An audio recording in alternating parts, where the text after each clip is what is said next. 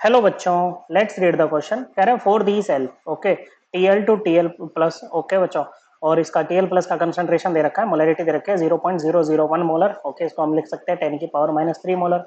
Salt bridge आ गया बच्चों, फिर कॉपर 2 प्लस से कॉपर में कन्वर्ट हो रहा है। कॉपर 2 प्लस का कंसंट्रेशन है 0.1 मोलर, 10 की पावर -1 मोलर हम इसको लिख सकते हैं बच्चों। कह रहा है ई सेल, ओके बच्चों, जो सेल पोटेंशियल है 25 डिग्री सेल्सियस पे 0.83 वोल्ट है, जिसको हम इंक्रीज कर सकते हैं। तो इसका इंक्रीज करना है, कैसे करना है?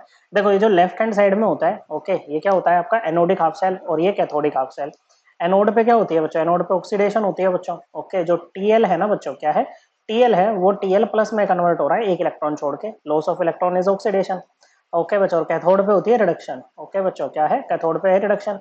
तो जो कॉपर 2 प्लस है, 2 इलेक्ट्रॉन को पकड़ के किस में चेंज हो रहा है बच्चों? कॉपर में चेंज हो रहा है। Okay, gain of electron is reduction. Okay, अब जितने इलेक्ट्रॉन लॉस होते हैं ना बच्चों, उतने ही गेन होते हैं। तो यहाँ पर इसको 2 से मल्टीप्लाई कर दो बच्चों। ओके, क्योंकि जब ओवरऑल रिएक्शन लिखेंगे ना बच्चों हम, फुल सेल रिएक्शन, तो उसमें आपके इलेक्ट्रॉन नहीं आने चाहिए। ओके, तो फुल सेल रिएक्शन क्या हो जाएगी बच्चों? ये हो जाएगी 2Tl प्लस CO2 प्लस, उससे आपको क्या मिल रहा है बच्चों? 2Tl प्लस प्लस Cu आपको मिल रहा है बच्चों। अब यहाँ पर हम इसके लिए लिखेंगे बच्चों इसकी नस्ट इक्वेशन। ओके बच्चों, क्या लिखेंगे बच्चों? Nernst equation. ओके बच्चों, नस्ट इक्वेशन क्या होती है बच्चों? ये होती है बच्चों ई सेल। ई सेल है cell potential equal to E naught cell. E naught cell है standard cell potential. Okay, minus 2.303 R T. R की आर क्या होता है? Universal gas constant, T is temperature. Okay, और ये केल्विन में लिखते हैं, यहाँ पर डिग्री सेल्सियस में दे रखा है। केल्विन में हम इसको चेंज कर सकते हैं, डिग्री सेल्सियस वाले में 273 ऐड करना है बच्चों। Bye N F. एन क्या है बच्चों? ये जो इलेक्ट्रॉन्स आपने काटे हैं ना बच्चों, नंबर ऑफ इलेक्ट्रॉन्स इन्वॉल्व, ये एन है। यहाँ पर एन की वैल्यू हो जाएगी 2। ओके बच्चों, कांटे 4 हैं, लेकिन वही जो लॉस हुए थे इलेक्ट्रॉन, वही तो गेन हुए हैं ना बच्चों। तो एन की वैल्यू 2। एफ होता है फैराडे कांस्टेंट, 1 मोल इलेक्ट्रॉन का चार्ज लोग।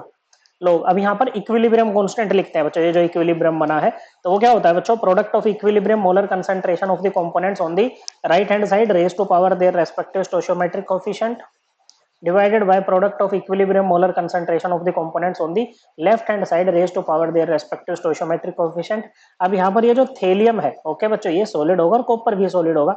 और प्योर सॉलिड और लिक्विड के लिए बच्चों देखो, ये जो ब्रैकेट में लिखते हैं ना, इसको बोलते हैं एक्टिव मास। ओके बच्चों, स्पीशीज का वो अमाउंट होता है जो रिएक्शन में पार्टिसिपेट कर रहा होता है। ओके, चाहे टूटे या बने। ओके, तो सॉलिड और प्योर लिक्विड के लिए हम इसको यूनिटी मान के चलते हैं, तो इसको हम इस तरह से लिखेंगे बच्चों। तो ये क्या होगा?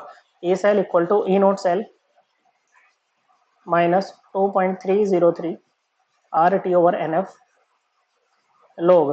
थेलियम प्लस का कंसंट्रेशन कितना है बच्चों?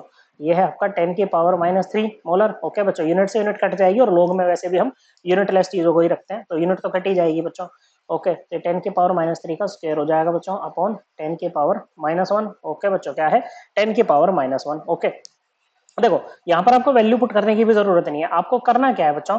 आपको ना ये ई सेल को इंक्रीज करना है। ओके बच्चों, किसको? ई सेल को इंक्रीज करना है।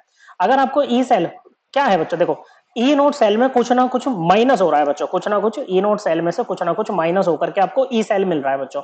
ओके, तो आप ये वाला जो है, इसका अमाउंट, इसकी वैल्यू जितनी कम करोगे बच्चों, आपकी ई सेल की वैल्यू उतनी ही ज्यादा बढ़ेगी बच्चों। क्या होगी? ई सेल की वैल्यू उतनी ही ज्यादा बढ़ेगी बच्चों। ओके, अब इसकी वैल्यू कम कैसे कर सकते हो आप? इसकी वैल्यू कम ऐसे कर सकते हो, आप क्या करो बच्चों, आप इसका जो टीएल प्लस है, क्या है बच्चों? जो टीएल प्लस है, इसका कंसंट्रेशन इंक्रीज कर दो। क्या कर दो बच्चों? टीएल प्लस का कंसंट्रेशन क्या करो बच्चों? इंक्रीज कर दो। ओके बच्चों, या फिर आप क्या करो बच्चों, इसका इसका टीएल प्लस का कंसंट्रेशन अगर आप इंक्रीज करोगे, नहीं ये तो फिर बढ़ जाएगा ना बच्चों, फिर ई सेल कम हो जाएगी, हमें तो बढ़ानी है ई सेल, तो आप टीएल प्लस की कंसंट्रेशन को डिक्रीज कर दो, decrease the concentration of TL plus. Okay, तो ये पूरे के पूरे इसका जो है ये वैल्यू कम हो जाएगी बच्चों। ओके, या फिर आप क्या कर सकते हो, Cu2 प्लस, ये डिनोमिनेटर में है, इसके वैल्यू को इंक्रीज कर दो, increase the concentration of Cu2 plus. Okay बच्चों, तो Cu2 प्लस की कंसंट्रेशन को बढ़ाने से क्या होगा बच्चों, कि ये जो है जिसको हमने हाईलाइट किया है बच्चों, जो पोर्शन, इसकी जो वैल्यू होगी बच्चों वो कम हो जाएगी। कम होगी तो बच्चों ये ई नोट सेल में से जो सब्ट्रैक्ट होना होगा वो भी कम होगा, तो ई सेल की वैल्यू क्या होगी बच्चों?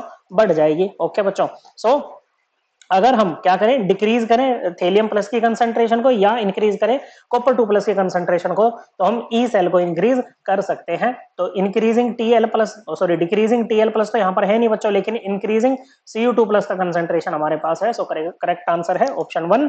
आई होप आपको एकदम क्लियर हो गया होगा। थैंक यू बच्चों।